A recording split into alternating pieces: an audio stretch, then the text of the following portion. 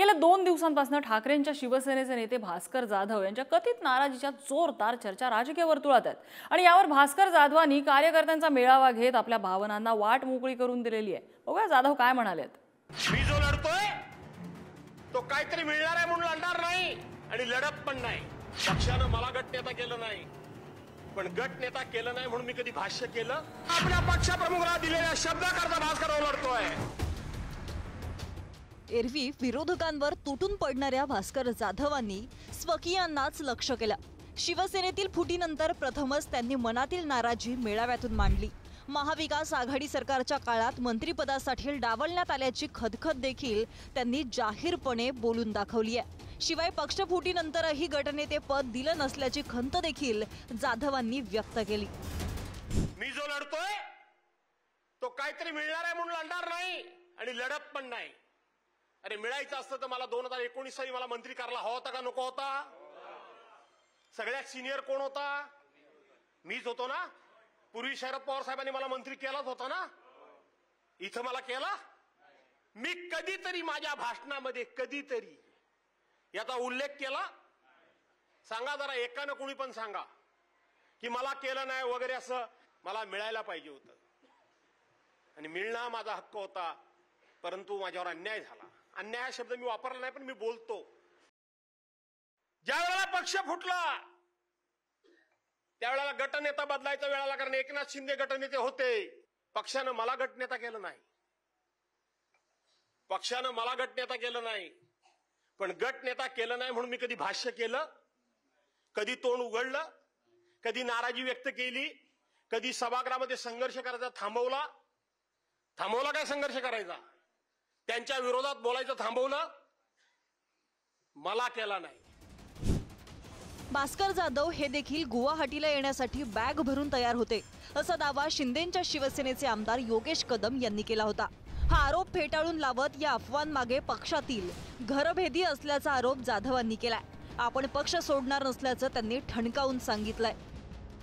भास्कर जाधव ज्यावेळेला आम्ही गुवाहाटीला होतो त्याच वेळेला भास्कर जाधव बॅग भरून तयार होते। ही गोष्ट सन्माननीय एकनाथ शिंदे साहेब, सन्माननीय उदयजी सामंत साहेब आणि मला माहिती आहे।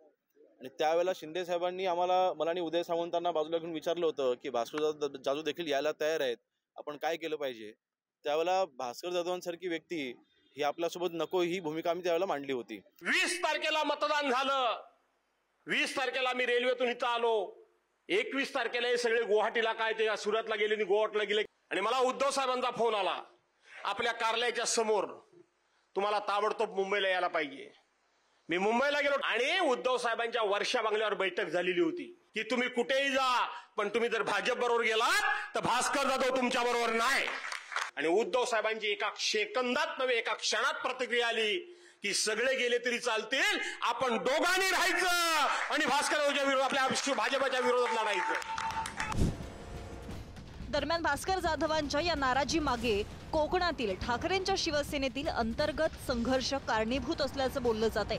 शिवसेनेतील फुटीनंतर भास्कर जाधवांनी आक्रमकपणे ठाकरेंच्या बाजूने किल्ला लढवला, त्यामुळे भास्कर जाधवांचं वजन गेल्या 1.5 वर्षात चांगलंच वाढलं होतं।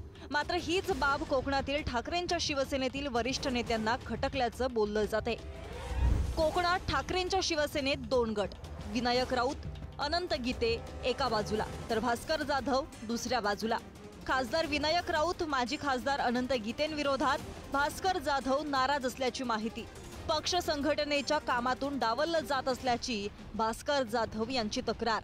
निलेश राणेंकडून झालेल्या दगडफेक प्रकरणात वरिष्ठ स्तरावरून सहकार्य मिळालं नसल्याची देखील भावना। प्रयत्न तसाच आहे आणि का होऊ नये, एक चांगला माणूस जर त्याची घुसमट तिकडे होत असेल तर शिंदे साहेब त्याला न्याय देऊ शकतात, कारण न्याय फक्त शिंदे साहेबांकडेच आहे। म्हणून करता भास्कर जाधवने जर विचार केला तर आम्ही त्यांचं स्वागत करू, पण राजकारणात आणि खेळामध्ये कधी काय होऊ शकतं त्याप्रमाणे भास्कर जाधवचं होऊ शकल असं मला वाटतंय। खालच्या लेवलची टीका करून हा भास्कर जाधव राष्ट्रवादीमध्ये गेला, त्यांना 9 खातं दिली होती मंत्रिमंडळामध्ये, 9 खातं एका माणसाकडे।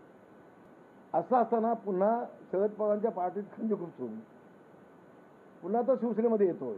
उद्धव ठाकरेंनी घेतलेल्या निर्णयाची अंमलबजावणी भास्कर जाधवनी करायची की भास्कर जाधवांनी धमकी दिल्यानंतर उद्धव ठाकरेंनी थांबायचं? हिंमत कशी होते पक्षप्रमुखाला धमकी देण्याची? ब्लॅकमेलिंग ना म्हणतात, ब्लॅकमेलिंग. भास्कर जाधव हे फायर ब्रँड नेते म्हणून ओळखले जातात, पण तेच आक्रमक जाधव काहीसे भावनिक झाल्याचं पाहायला मिळालं.